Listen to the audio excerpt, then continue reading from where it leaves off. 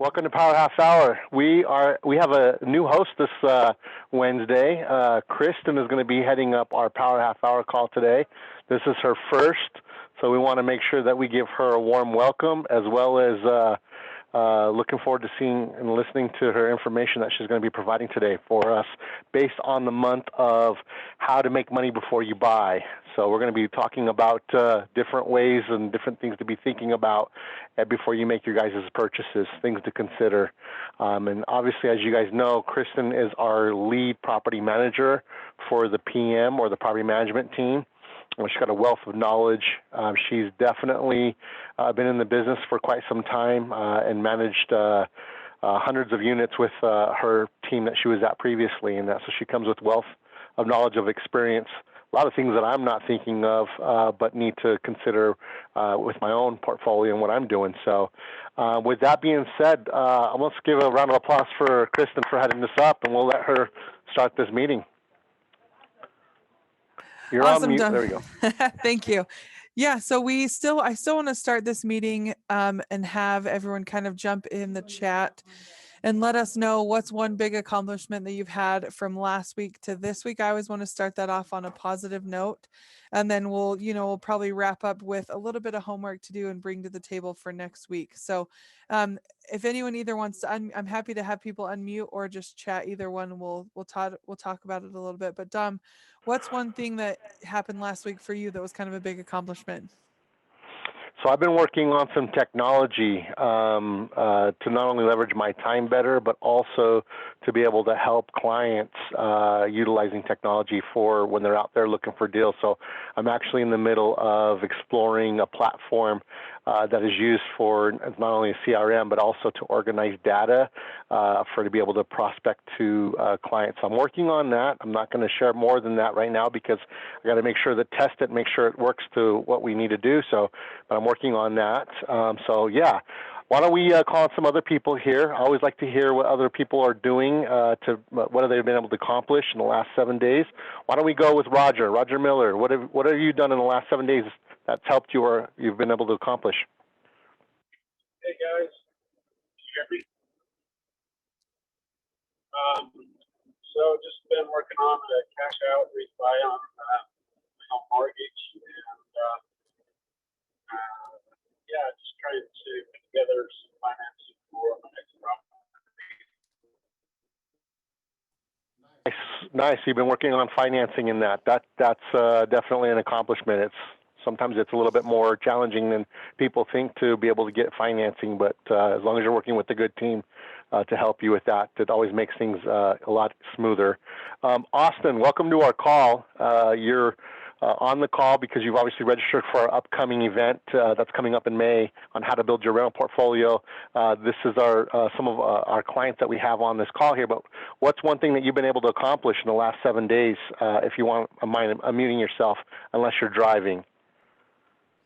No, I'm not driving. Dang it, good question. I think the one thing I've done in the last 7 days to help grow myself is buy the class for May. That's my cop-out answer. But Awesome. Those of you that have been to our classes, you know that there's a wealth of knowledge. Matt brings a lot of knowledge and entertainment to our classes for sure. But a lot of you that have been on there, I would imagine, Austin, that you're going to learn a lot, especially when it comes to building a rental portfolio. So awesome. So good. If you guys want to type in the chat bar what you've been able to accomplish, that would be great. Looks like we've got, I started on my action items to nail down my dates for Hawaii. That was Coco. Looks like Nick Stone said put 5.5 acres of land under contract in Davis County. Great job. Awesome. Looks like put my first flip under contract. Man, you're really crushing it. That's awesome, dude. And then looks like Coco again says registered for UPW this week. So appreciate you guys sharing what you've been able to accomplish or what you've been able to do in the last 7 days that's helped you with your real estate investing. So we're going to turn that time back over to Kristen so she can get going with her presentation and that. And then if you guys have questions along the way, please use that chat bar or use the function to raise your hand if you have a question with her presentation. So take it away. Awesome. Thank you guys for sharing. And Coca, I've been to UPW in the last 12 months and it's outstanding. I can't wait to hear what you're going to take away from it. Yeah, I'm so excited. Yeah. We're doing it as a team. Oh, cool. So You're I'll going be to here love at the it. office. You're going to love it. It's awesome. Play the music loud, jump around, playful out. It'll be super embarrassing for the first time and then you'll love it after that. Awesome. Okay, so our topic for March is 5 ways to make money before you buy. And all of these things that you guys have listed, it kind of leads into my next point. What I want to talk about is what are your long-term goals and who or what can poke a hole in it. If you were on the call last night, we chatted about this a little bit, but it really stood out and resonated with me about how this can really affect what your long-term goals are.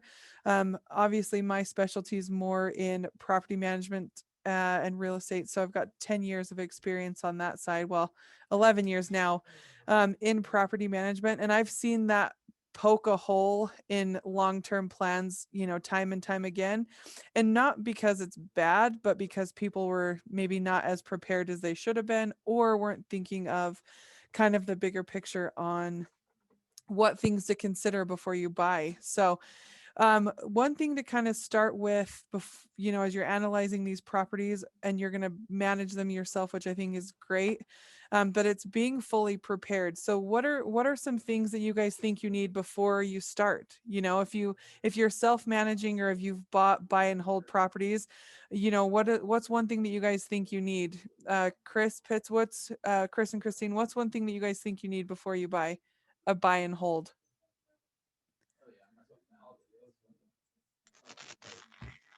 You mean besides cash? Yeah. After you have it, yes.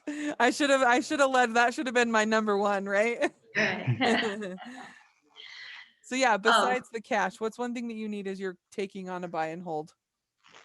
Well, I mean, certainly what I want to do the numbers to make sure it is going to cash flow. Mm-hmm. You've done your research on market rents and Mm-hmm. property manager fees, which we always hire. So yeah, what fix up it's going to need, Awesome. those things. Awesome. So thank you so much for sharing. So taking that one step further, one thing, if you're going to self-manage, I think that we don't think about is what lease agreement am I going to put my tenants on once they apply? How am I going to screen these tenants once I have my flip ready to go and I'm ready to put it on the market? What am I going to do? Am I going to call their job references? Am I going to just trust that they've got a pocket full of cash? Am I no joke, just a quick story really fast. I had a tenant come into our office. This was probably 5 years ago, and literally was holding a briefcase. And he said, I've got this briefcase and it's full of cash and I'm ready to rent a property. And I'm like, okay, random. Well, we don't accept cash, but two, I'm like, how much cash? Can I see what you got in there? And he never opened the briefcase.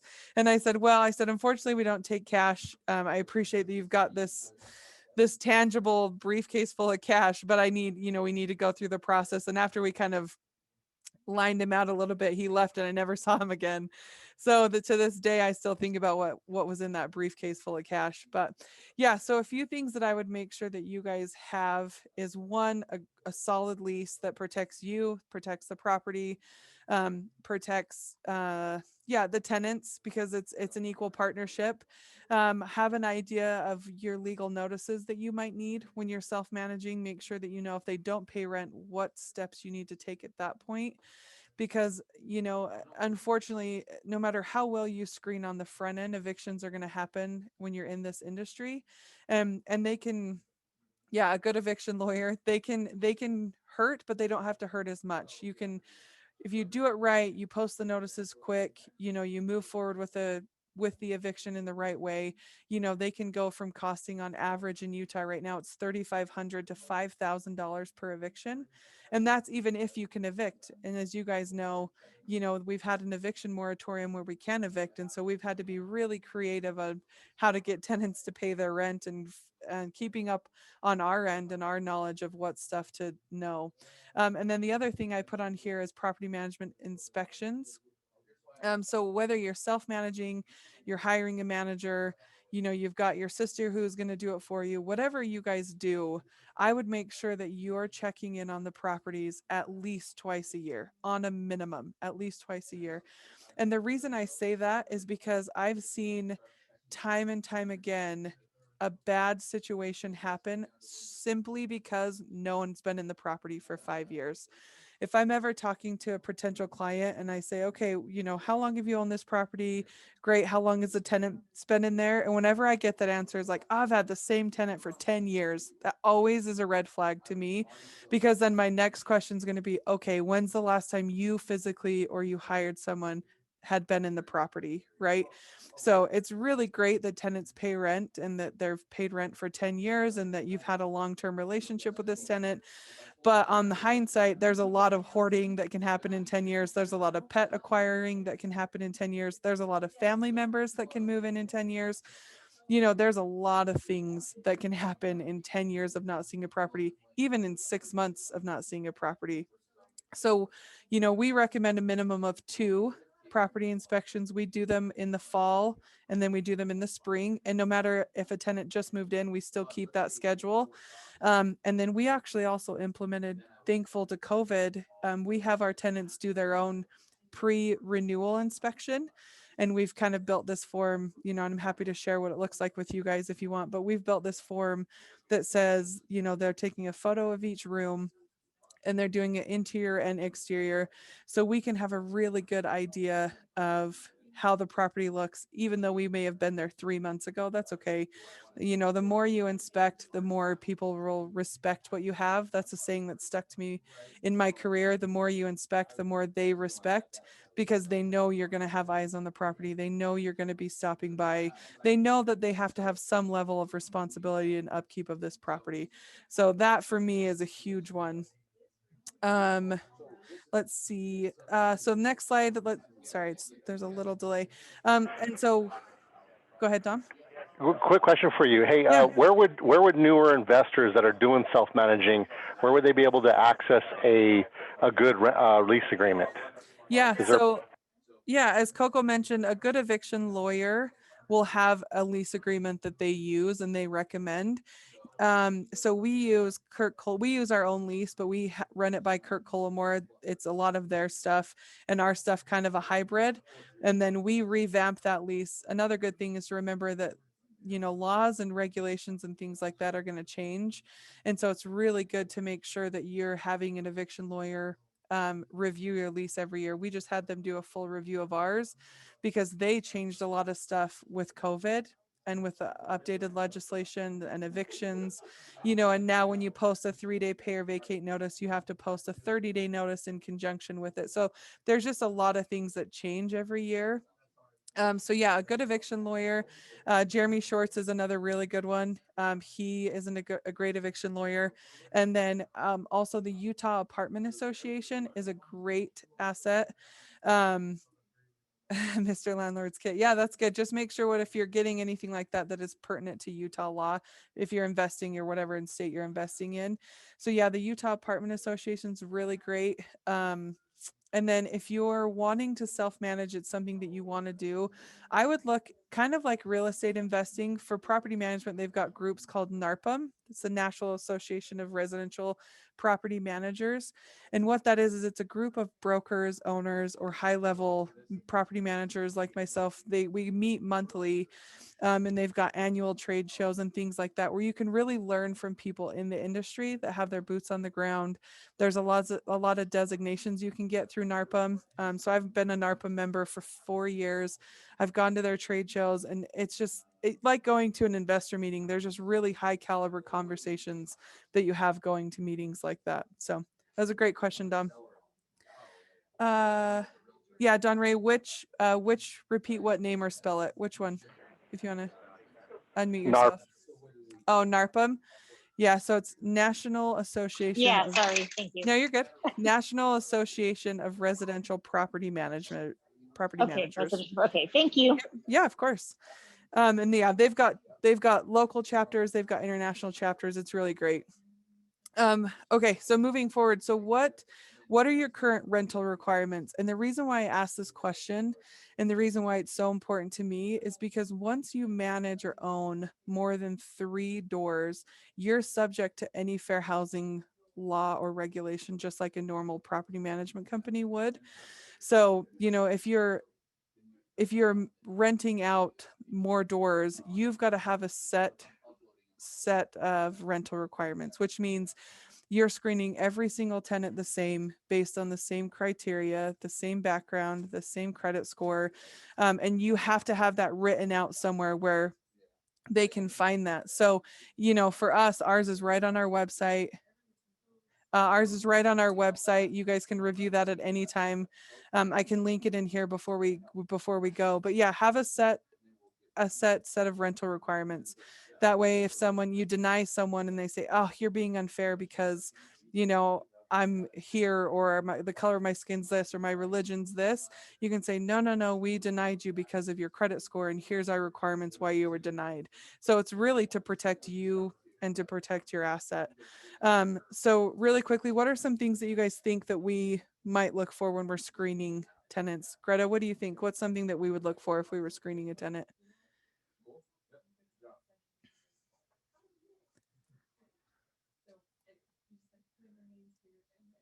You'll need to unmute yourself. There we go. All right, I just did. I would probably look at some like their previous rental history. Yeah, how long do you think you would want to look for? I mean, how far back? Yeah, how far back would matter to you? Probably.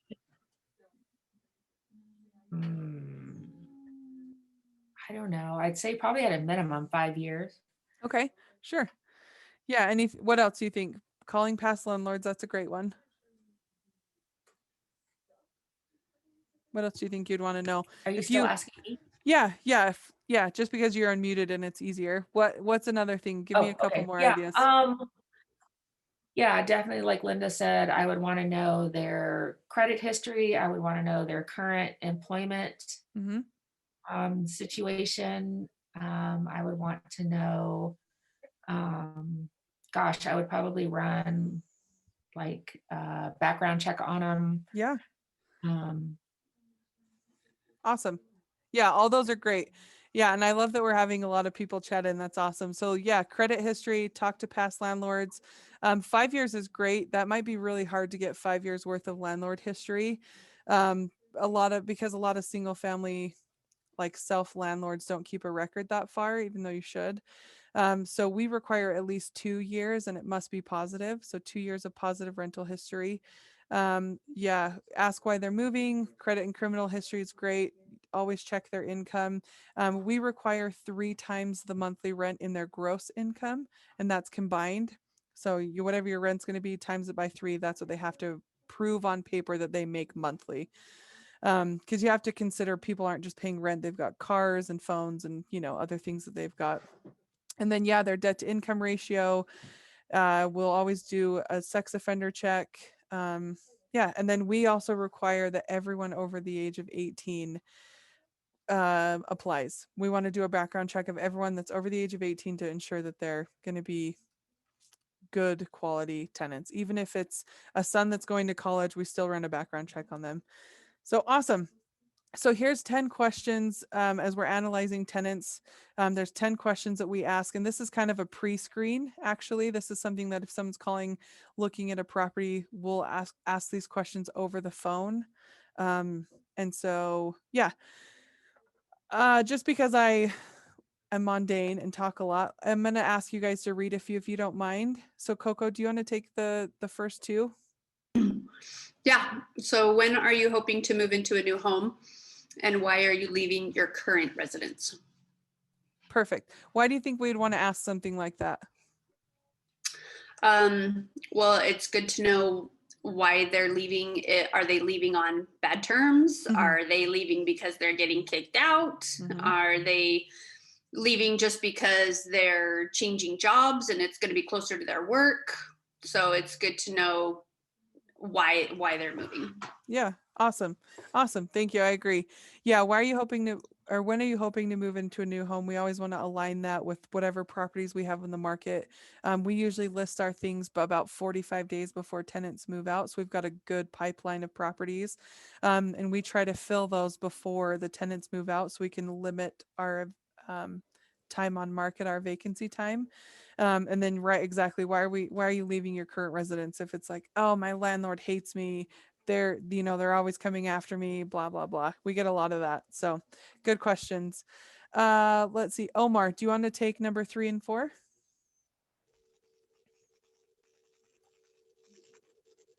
You have an eviction or judgments. How long have you been at your current job? Mm-hmm.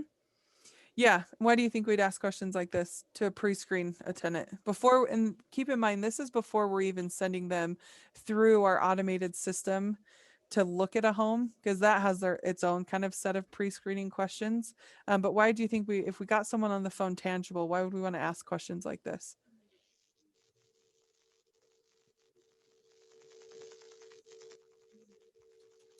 Honestly, I don't know as far as judgments. I won't have an answer on that. Yeah. Okay. That's But okay. number 4, just for stability, Yeah, just to exactly. know kind of what you're getting. Yeah. Yeah, exactly. So we ask, do you have any evictions or judgments? Because we want people to tell on themselves a little bit. Because I think a lot of people will give you some information just by asking a simple question or, questions to them. Do you have any evictions or judgments? It's always like, yeah, but it was because of my boyfriend left, or yeah, I had a bad roommate and I left. And a lot of tenants don't understand that when you sign a lease agreement and you leave in the middle of that lease agreement, you're still liable for that legal binding contract unless there's an addendum signed saying you're waiving the rights, your roommates are waiving the rights, all parties on the agreement are agreeing to let you out. And so yeah, Linda, exactly. Sometimes they confess something that doesn't show up on a creditor background. Very true. Because evictions only go and judgments only go back so many years. So yeah, we want to try to have them be as forthcoming as possible. And then Omar, you nailed it. How long have you been at your current job? We want job history. We want job security. We'll always check their references. And I put our link in there to check our rental requirements so you guys can kind of review that. But yeah. Oh, sorry. Let me go back one. So number 5 and 6, Roger, do you want to take those really fast?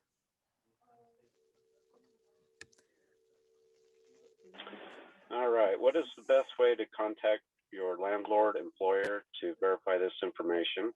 Mm-hmm. We will be running a credit history and background check. Is there anything I should know before we do? So 5, well, I would say by phone is the best way to contact the landlord. It's my first guess. Mm-hmm. I like to talk to people better, when it's something serious. I hate texting and emailing. It just doesn't seem like it.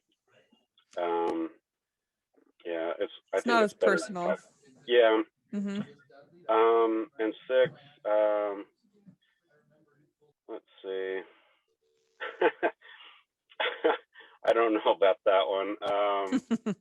Maybe a bomb's gonna go off. I don't know.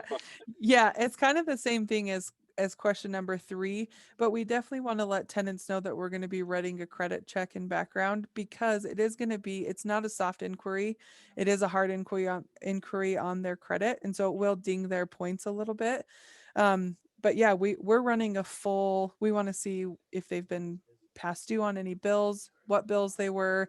And really the point of the background and all of the screening questions is to eliminate your risk as a landlord. We want to make sure that you've got low risk aversion to whatever tenant you're allowing to live in your home. Gotcha. Yeah. So thank you, Roger. Thanks for sharing. So do you smoke? Do you have pets? When would you like to own a home? And when can you submit your application? So those are kind of standard questions. Number 9, we've built a tenant buyer program to capture any leads of tenants that are going to transition to be home buyers eventually. And so we ask that question and we can throw them in a funnel and they're like, yeah, our goal is or we just moved here from out of state. We want to own a home by the end of the lease. And it's like, oh, okay, we can put them in a pipeline. We can do some drip campaign stuff and capture them when they're all ready to buy. If we're going to sell our house, next year anyway, then we always ask the tenants, do you dream of owning a home? Are you in a position where you can? Or if you're almost there, let's help them along the way. And so that's the reason why we kind of ask number 9, when would you like to own a home, is we're trying to build a pipeline and a funnel for leads. Yeah, so I know that's a lot just to think about, but I wanted to give you guys some tools. If you are going to self-manage, I think it's great. I do think, consulting with someone in the industry, have a mentor, and just see if it's a fit now or eventually, and say, what things are you doing? Bounce ideas off a management company or property manager, and make sure that, kind of what you're doing is in line with them, because I think the good thing about going with the property management company is they're a foundation built on systems, because they're running, 300 applications every year and they're managing 70 move outs and so many move ins.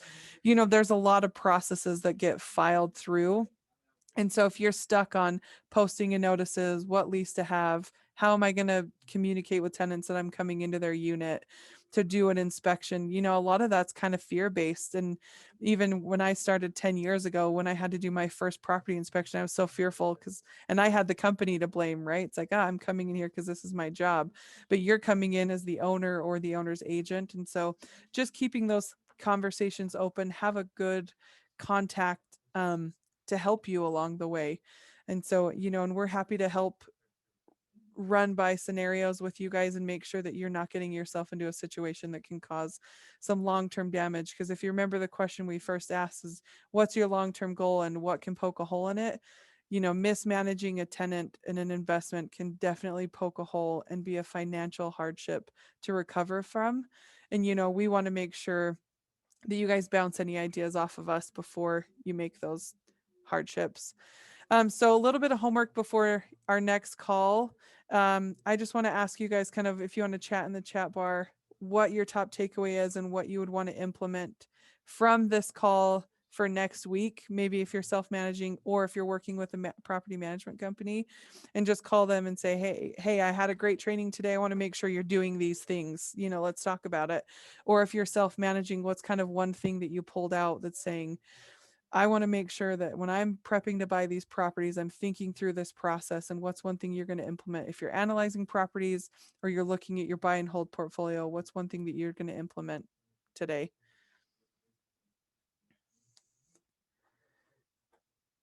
Let's see. I knew you'd love that, Coco.